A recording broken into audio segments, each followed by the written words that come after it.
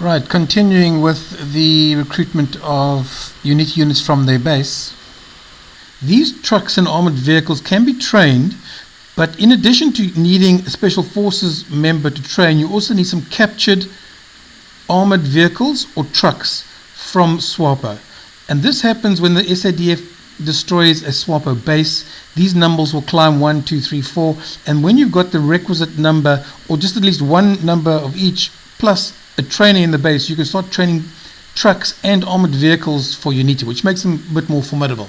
Anyway, enough of UNITA. We're training these two militias. You'll see next turn the progress of that bar. So outside of UNITA, so we have a look around. Let's go look at the Air Force. And right now we're going to bring in some Air Force. You can see our political points are decreasing quite substantially because these recruitments and training cost political points. But it's a very good idea early on to get hold of a helicopter, so I'll bring in a helicopter. And a helicopter automatically gets deployed into sector 30. So if I get out of here and I go into 30, you'll see there's the helicopter parked, and here's the helicopter unit over here. So very important. It cannot be deployed as yet because it doesn't have any action points. So when it does, that'll be lit up like these would be. So all of these have just been deployed. Next turn, they'll be able to be deployed. So I think that's good enough for the first turn. For the first turn. So let's get out of the base and let's progress to the next turn. So to progress to the next turn, we push the end turn button, and it'll run through the AI. It sometimes takes a few seconds, and then you'll get a sit rep. And in the sit rep, there'll be anything noteworthy that brought to your attention we raise in the sit rep. If nothing's to be reported, there's nothing to be reported, so you can just close it. So if you look now on the map, you can see there is your unit. If you click on the map, there it is. If you zoom out with the mouse wheel, you'll see there it is there on the map. This gives you an overall view. So let's go have a look at sector 10 into the base, and let's start deploying some units. So right now I have this Buffalo IFV, and they've got an infantry loaded up. I'm going to deploy them. So I'm going to deploy them, and I'm going to look around, and these villages with smoke coming out of them represents that there is intel available. So if infantry enters that base, also if they're in the back of a Buffalo, they can actually get information from the villages. Sometimes they get no information, sometimes they get some information. So let's try. So we're going to move him into the village. No SWAPO activity in the area. Over. So there we're getting no SWAPO activity, so there's nothing to report. So nothing you can do, just keep patrolling. You will notice that there the oil or the repair gauge is dropped down 2. You saw 2 little puffs of black smoke.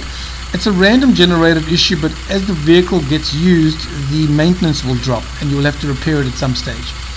So let's take this vehicle further up, and let's take him up to this village here because there's also smoke. So we move up.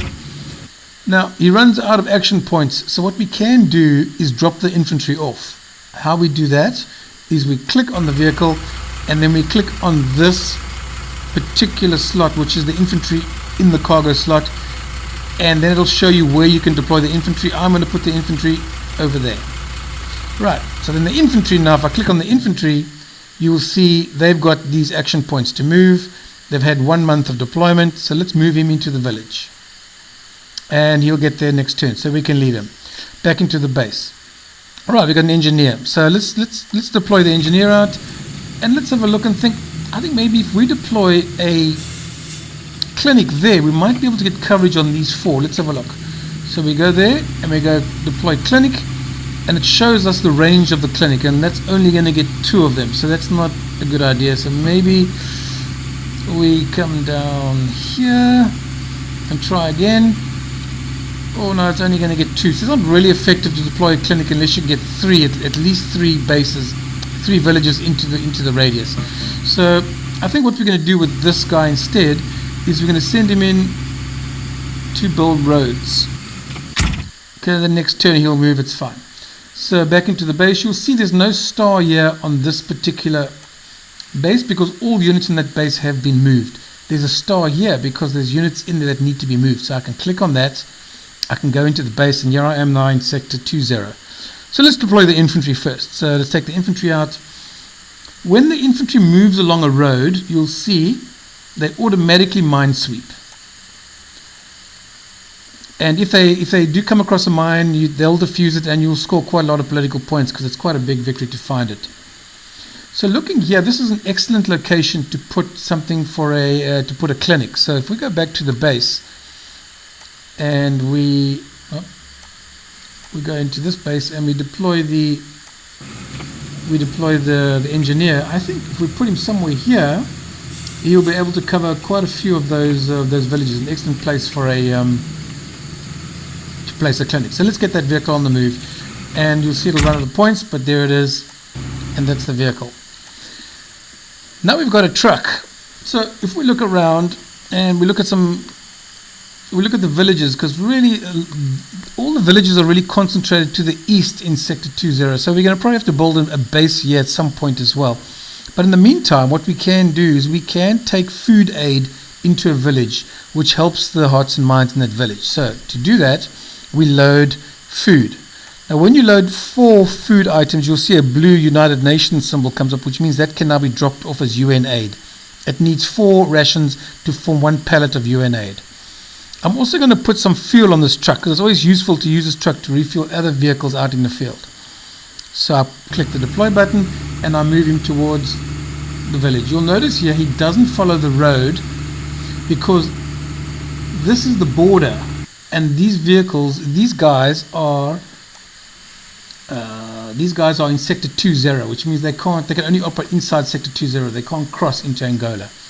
So for example, if I look at that vehicle over here, on top of this guy there is a yellow bar, which means he is in Sector 10, 10. He can only operate in this sector. If you look at vehicles on this side of the map, for example, this guy, he's got the green, which means he's in Sector 20, and he can operate in this. He cannot cross the border. He has to stay within the sector. So this truck, I'm just going to leave for now. I'm not going to do much with him. Let's go into Sector 30. Right, there's quite a lot of things to happen here. So let's first of all deploy our special forces into Angola. So you click the deploy button, and you come down here to the parachute into Angola, and you click the parachute button, and then you look for an area, say maybe somewhere around here, and you say let's drop him, and you'll see there'll be some green smoke and he'll be dropped by parachute. You just give it a chance. There he comes. Operator deployed. Over. Right, now this operator, you can move around the map, and he's probably enemy base spotted. Over. Really good start. He's actually discovered an enemy base for us. Now this is a SWAPO base. So how the enemy works in this game is they all start in one of these 3 FUPLA bases. They then get a truck that trucks them down to one of these SWAPO bases. There's 3 of them based around the map, normally one in the west, center, and one in the east. Once they reach the SWAPO base, they then cross over the border and they actually deploy at arms caches, which are also hidden, 2 in each sector across the border. So there's a whole logistics train from the FUPLA base to the SWAPO base to the arms cache, and then they go and fulfill their mission, which is either heading to a village to intimidate it, to bring the hearts and minds score down, or possibly to lay mines, or destroy waterworks, or attack a clinic, or even assassinate a tribal leader, which brings down the hearts and minds points quite dramatically. So that's the way the enemy operates. What you're trying to do is the SADF is interdict them and to stop that from happening. Right, so continuing with my deployment, if I go back into Sector 30 HQ, I've got another Special Forces unit which I'm going to deploy into Angola. I'm going to click on the parachute key to put him into Southern Angola. And because this guy is in the center, I'm going to try and locate the base somewhere in the east. So I'm going to start just randomly, maybe somewhere like here. And there's the green smoke, and then you'll see the deployment of the Special Forces. Operator deployed. Over. Right, there's deployed. So now we can start moving him around and trying to detect units. It's generally a good idea to get closer to the roads. If you get to the roads, you can then see trucks, and the trucks could be carrying SWAPO cadres, and you can intercept that and thereby just stop the flow of insurgency into Southwest Africa. Also interesting, these guys have specific functions that no other units have.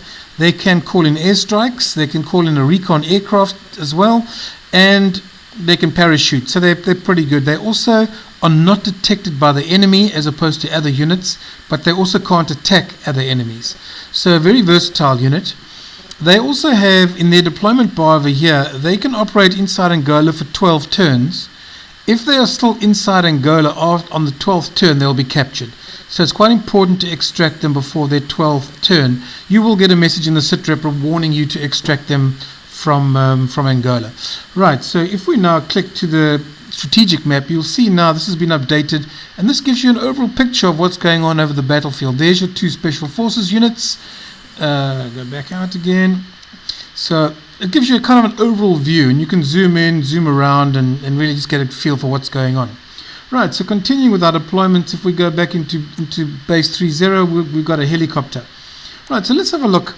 If we look at these villages here, what you're looking for is a little red flag like this little red cross flag that shows up at a village like that means they're requesting medical assistance. This is a great way to increase hearts and minds and earn good political points. There's nothing really much around here. We're on our way to build a clinic here, so we don't have to really worry about it. So if we go to our medical officer, you'll see it'll tell you that there are no new medical cases in the previous turn. It'll come up in the next turn. There's nothing active. We're at 32%, so all looks pretty much under control. It's still very early in the game. Right, now we can go to this button, which will take us to the next South African unit that's in the field that doesn't have orders but has action points. So this shows us that we have this Casper. So let's see what we're going to do with him. I think what we're going to do with him is we're going to take him into the base. And then once he's in the base, you'll see here his fuel is down. Now we can refuel him. We can either click on this button to refuel him, or we can click on this button, which basically replenishes all units in the base up to their maximum capacity based on the supply in the base. I'm just going to click on there, and you'll see there he took some fuel and the fuel goes down. So for next turn he's fully fueled up. Right, let me click this. Let me click this button again and see what other units I can move. So here we have an infantry unit. This is the special force unit that's still got some action points. He did discover the base. I think a good idea might be to enable him to get some air support, but let's just move him towards the village. He's not detectable because he's special forces, so that's fine. I think in future we might want to call an airstrike. So if we go across to our Air Force officer, I think it might be a good time now to select one of these 2 strike aircraft, which will enable us to do strikes. And maybe we can also include this recon aircraft. I can demonstrate to you how that works as well, where you try and use that to find enemy bases in Angola. So let's click on that. So you can see now out of the 4 slots we've already allocated these 3. We can alternate between them. We can set up the 4, but it takes... You can repatriate them. You have to empty the slot, but it takes a turn for them to come online. You will see they're grayed out here in the top, the 2 aircraft, because they're not online, because it takes a turn after deployment to come online. Right, so now our Air Force is ready. Let's see if there's any other units we can move. Right, we've got the UNITA units. So what we can now do is click this continue button, and what that does is it'll just automatically continue and complete orders for all other units that have still action points. Right, all orders executed. So we kind of at the end of the turn. There's not much else we can do. We can look at the summary from last turn. Nothing happened because it's very early in the game. If we look at the map, we've now got 12 cadres in the game, and 12 of them have been deployed. So there's 12 of these units now moving around inside Southwest Africa, which we have to track. So I'm going to end it there, and then we will start the search and tracking process in the next tutorial.